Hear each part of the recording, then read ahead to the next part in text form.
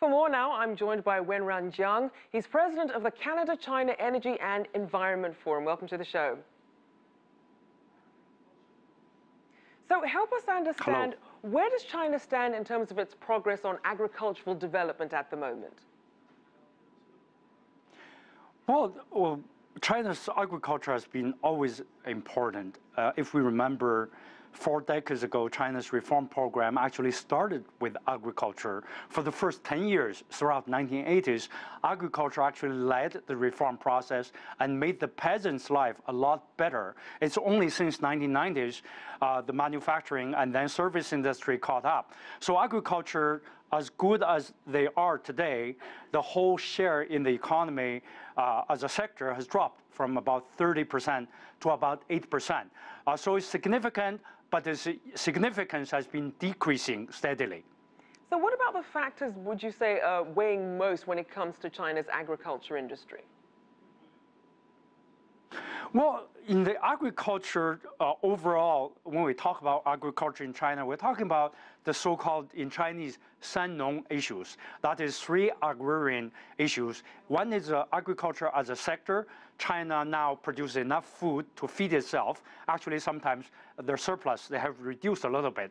And then the second issue is about the rural region, agrarian regions, which a lot of those areas are lagging behind the urban development in the past 30 years and need to catch up. There's a huge discrepancy between rural income and urban income. And finally, it's about the agriculture population, which still has well over 40%, but over 600 million people, and some of them are still in poverty. About 30 million people are still in poverty, mostly in agricultural sector. So we're looking at these 3 major areas that the government wants to tackle at the moment. So what's being done to address those challenges right now? Well, the major challenge now is income inequality between the rural areas and the urban areas. The gap is huge. As you look at other industrialized countries, advanced industrialized countries, Japan and Canada, where I live, the rural-urban divide is very little. China, in the coming years, needs to deal with that.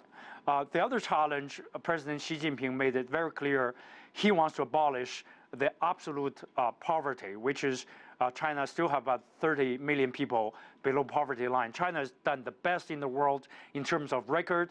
They want to do that by 2020, which I think they can deal with that.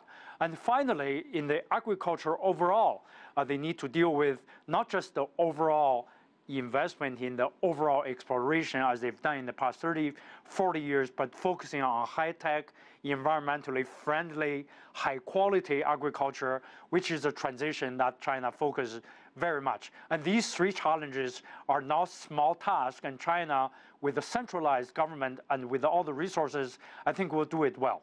And as we look at how to modernize the sector, how is e-commerce or technology really helping to revitalize China's rural areas?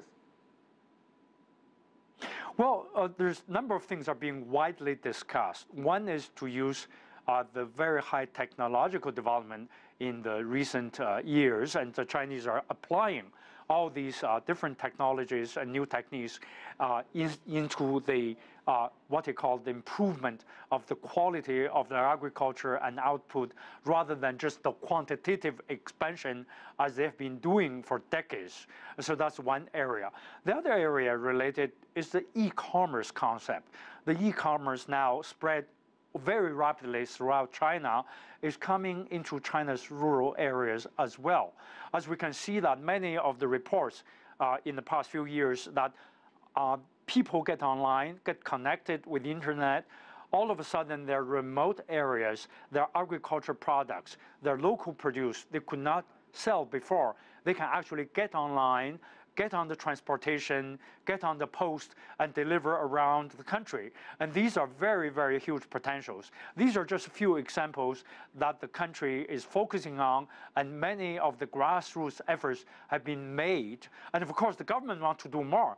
They want to say if agriculture and rural areas are lagging behind, they want to create small, medium-sized industries in the rural areas, and therefore the so-called agrarian or 농工agrarian workers do not just suck them out of countryside and all go into cities. They may actually return to their agricultural areas to do better when the income level goes up. All right, well, thank you so much. We'll have to leave it there. Wenran Jiang of the Canada-China Energy and Environment Forum.